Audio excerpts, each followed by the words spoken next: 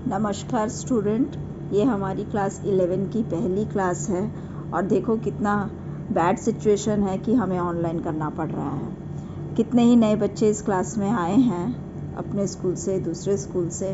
आज हम रूबरू होते और आपस में एक पहला क्लास कम से कम इंट्रोडक्शन के साथ में शुरू करते, पर हमें डायरेक्टली क्लास सब्जेक्ट के साथ में शुरू करना पड़ रहा है।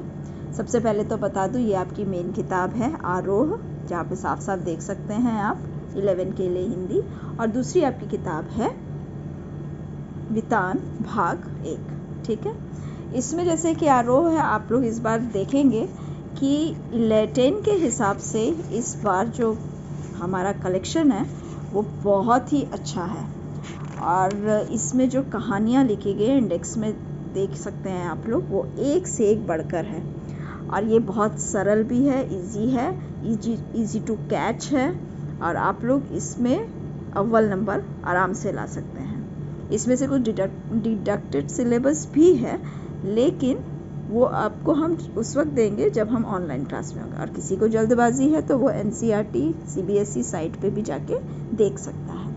पहला जो चैप्टर है वो है नमक का दरोगा, प्रेमचंद द्वारा लिखी गई है। प्रेमचंद तुम्हारे लिए कोई अननोन नाम नहीं है, शुरू से तुम प्रेमचंद की कहानियाँ पढ़ते आ रहे हो। उनके चैप्टर का नाम है नमक का दरोगा। इस कहानी को पढ़ने के लिए हमें सामना सामनी होते तो बहुत अच्छा होता है। बार बार मैं ये बात कह रही हूँ क्योंकि इसमें कुछ जो रचनाएं हैं, जो लेखन शैली है वो बहुत अच्छी है। और इसका जो मेन कैरेक्टर है वो है मुंशी वंशीधर, और उनके पिता हैं एक जिन्हें वृद्ध मुंशीधर कहते हैं, और जो मेन बोला जाता है उसे पंडित आलोपीदीन। ठीक है, ये मैंने मार्क करके रखा है। कहानी तब से शुरू हुई है जब आपको मालूम है कि ब्रिटिश के समय में ये नमक के ऊपर टैक्स लगा था। मेरे ख्याल से सभी को ये बात पता है।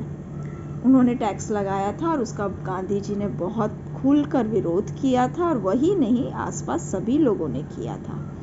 पर तुम्हें ये भी पता है कि ब्रिटिश के समय में हमारे जमींदार लोग थे या जो उच्च वर्ग के लोग थे वो बड़े फल फूल रहे थे। क्यों? क्योंकि वो लोग ब्रिटिश लोगों से मिले हुए थे और वो उनको बहुत ही पॉलिश करते रहते थे, उनकी तलवे चाटते रहते थे कि उन लोग का सब कुछ अच्छा अच्छा हो जाए।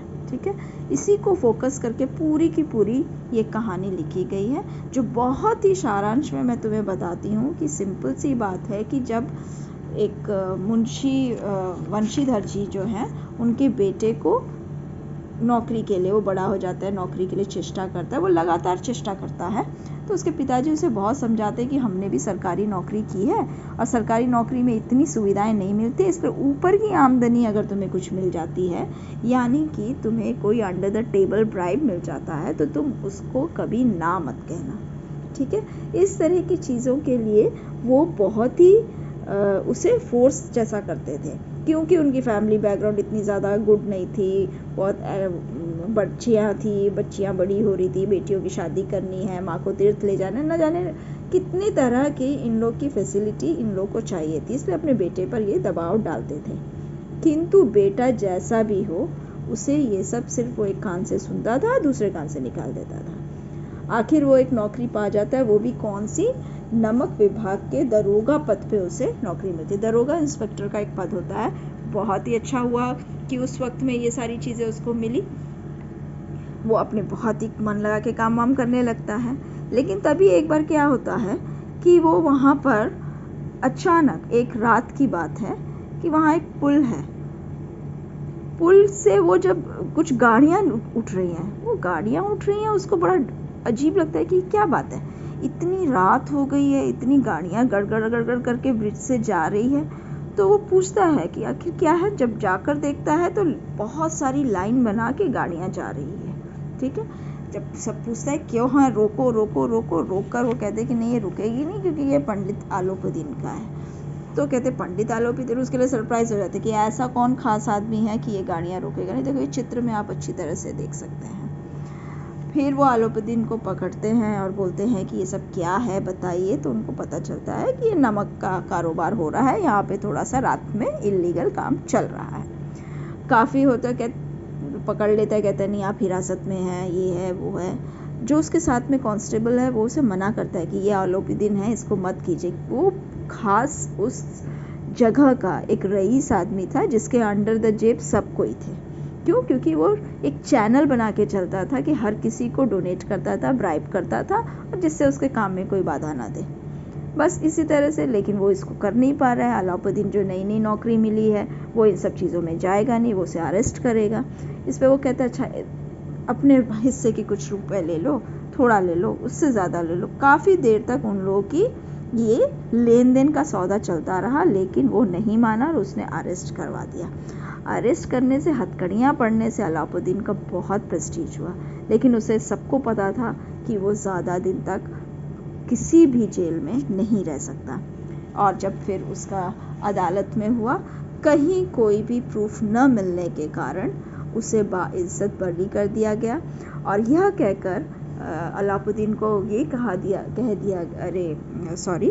उसको बंशीधर को ये कहा गया कि आप अपनी ड्यूटी नई नई आपने ज्वाइन की है, इसीलिए ज़रा ध्यान से आप लोग इस पे रखें कि किस पर हाथ देना है और किस पर हाथ नहीं देना। इस पर अलाउद्दीन की बहुत ही स्वाभिमान पे चोट लग जाती है और वो सोचता है कि ये सब क्यों हुआ, लेकिन वो चुपचाप सहकर चला आता है। घर आता है तो उसके पिताजी के साथ में फिर शुरू होता है, क्योंकि उसके पिताजी ने तो शुरू से बोला था कि जो भी मिले वो ले लेना इस वक्त से, लेकिन वो कुछ नहीं कर सकता। बहुत ही डिसहार्टेड होकर वो घर में बैठा रहता है।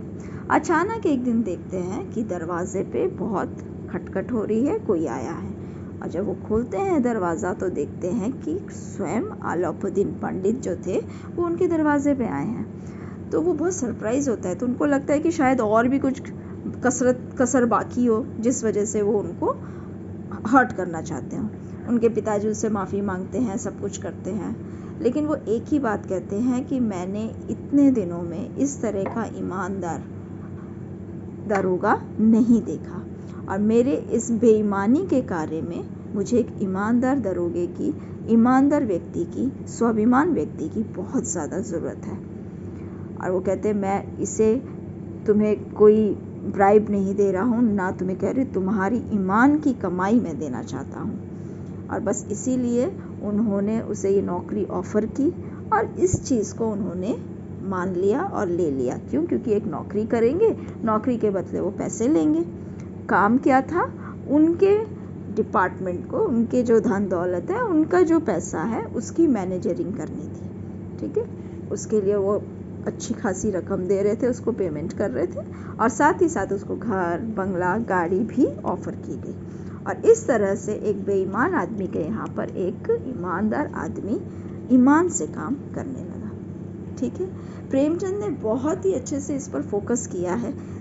तुम लोग को, अगर हम लोग सामने रहते तो हम डिस्कस कर पाते, हम वीडियो में नहीं। जिस दिन हम ऑनलाइन क्लास करेंगे उस दिन इस बारे में बहुत बात करेंगे।